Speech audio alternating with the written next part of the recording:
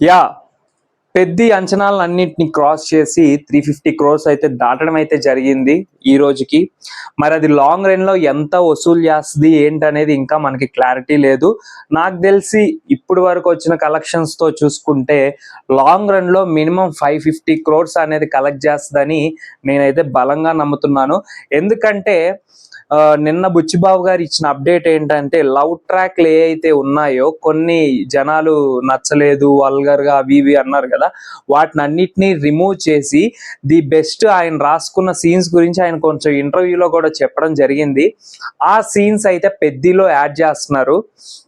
జాహ్నవి కపూర్ కి రామ్ చరణ్ గారికి మధ్యలో జరిగే సీన్స్ అవి యాడ్ చేస్తున్నారు. Next the best sequence Ram Charan గారిది జగపతి బాబు గారిది ఒకటి ఉందంట. అది కూడా రేపు నుంచి యాడ్ చేయడం అయితే జరుగుతుంది. బుచ్చిబాబు గారు పెద్దిలో రేపు నుంచి కానీ ఈ వీక్ లో కానీ యాడ్ చేస్తా అని చెప్పారు. నెక్స్ట్ వచ్చేసి నిన్న జగపతి బాబు గారు సక్సెస్ మీట్ లో ఒక మాట అన్నారు. రివ్యూవర్స్ హేట్ రేట్ వల్లే మాకు ఇంకా పాజిటివిటీ వచ్చింది, జనాలు బాగా థియేటర్కి వస్తున్నారని చెప్పేసి ఒక మాట అన్నారు. సో ఆయన అన్న విధానం ప్రకారం ఏమన్నారంటే, మీరు ఎంత పీక్కున్నా అట్టలారా ఎవ్వడు ఏమీ చేయలేడు, సినిమాలో కంటెంట్ ఉంది, విషయం ఉంది, ఏదో 2-3 చిన్న విషయాల వల్ల సినిమా ఏమీ సంకనాకిపోదు, ఫ్లాపు కాదు అని చెప్పేసి ఆయన అయితే కరాఖండిగా మాట్లాడడం అనేది జరిగింది. చెప్పు తీసుకొని దాన్నినట్టు ఎవరైతే నెగిటివ్ రివ్యూస్ ఇస్తున్నారో వాళ్ళని చెప్పు తీసుకొని కొట్టినట్టు జగపతి బాబు గారు అయితే స్టేజ్ మీద అనడం అయితే జరిగింది. నాకైతే చాలా హ్యాపీ అనిపించింది. అలా అనడం ఎందుకు ఆయన అన్నాడంటే, జగపతి బాబు గారు ఈ రివ్యూస్ గురించి కానీ వీటి గురించి కానీ అసలు ఆయన పట్టించుకోడు. ఎక్కువ సినిమా హిట్ అయినా ఫట్ అయినా ఆయనకి దాంతో సక్సెస్ తో కానీ ఆ సినిమా రిజల్ట్ తో కానీ ఆయనకి సంబంధం లేదు. కానీ నిన్న ఆయన కూడా మాట్లాడాడంటే పెద్దికి ఏ రేంజ్ లో నెగిటివిటీ స్ప్రెడ్ అయింది, ఆయన చెవి దాకా ఎలా వెళ్ళాయి అని ఆయన కూడా దీని మీద దృష్టి పెట్టాడంటే ఎంత గెలికారు మీరు ఇండస్ట్రీని, ఎంత గెలికారు పెద్ద టీంని అని చెప్పేసి నేనైతే అనుకుంటున్నాను.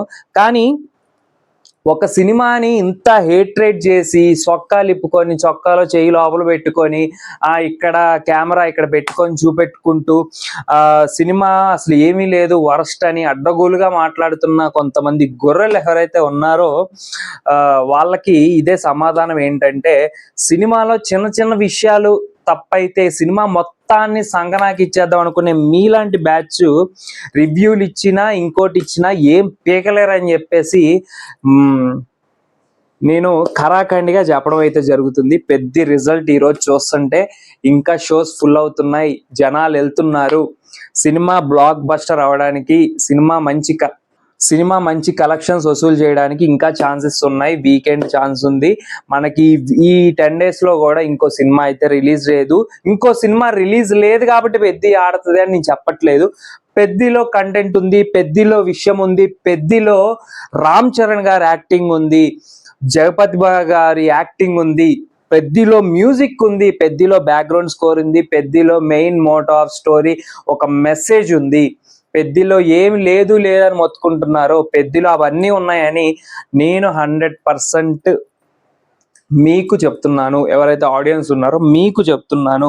ఇంకోటి వచ్చేసి ఒక మాట చెప్తాను. బార్బెల్ ఏమన్నాడంటే, రైల్వే స్టేషన్ తెచ్చుకోవడానికి 100 లుసుగులు ఉన్నాయి, బొక్కలు ఉన్నాయి, నువ్వు ఎందుకు కాలు ఎరగొట్టుకొని పహిల్వాన్ అయ్యి ఎంత చేయాల్సిన పని ఏంటని చెప్పేసి బుచ్చిబాబు ఎందుకు అలా రాశారు, రామ్ చరణ్ గారు ఎందుకు అలా చేశారని ఒక క్వశ్చన్ అయితే వదిలాడు. సో అక్కడ నువ్వు అన్న విషయమే తీసుకుందాము. అక్కడ నీకు బుచ్చిబాబు గారు ఎమ్మెల్యే దగ్గరికి వెళ్తాడు. ఎమ్మెల్యే గారి దగ్గరికి వెళ్ళి వాళ్ళ ఊరికి ట్రైన్ కావాలని చెప్పేసి పేపర్స్ పట్టుకొని వెళ్ళి, మా ఊరికి పేపర్స్ కావాలంటే ఒకడు అంటాడు 1850 మందికి గుర్తింపు లేదు, ఓటు కార్డు లేదు, అసలు ఆ ఊరికి పేరే లేదంటే ఎమ్మట ఎమ్మెల్యే రివర్స్ తిరిగేసి ఇలాంటోడికి నేనేం చెయ్యాలి, నాకేం ఉపయోగం అని చెప్పేసి చీపు అన్నట్టు మాట్లాడతాడు. అప్పటికి జగపతి బాబు గారి కాళ్ళు పట్టుకొని అడిగితే ఈ ఎగ్గిరి తన్ని నీళ్ళలో వేసి కొడతారు జగపతి బాబు గారిని. ఆ తర్వాతే కదా ఆయన చనిపోయేది జరిగేది. సో అంత చేశాడు జగపతి బాబు. అందుకనే జగపతి బాబు అంతటోడు అలా చేశాడు, ఏమీ జరగలేదు, ఊర్లో గుర్తింపులు లేవు, ఓట్ కార్డ్స్ లేవు, ఏమీ లేని ఊరికి ఏం చేస్తే ఏం ఉపయోగం వస్తుందని చెప్పేసి అందరు పక్కకు తప్పుకున్నారు. అలాంటి ఊరికి గుర్తింపు రావాలంటే ఏదో ఒకడు ఆ ఊర్లో వాడు సాధించాలి.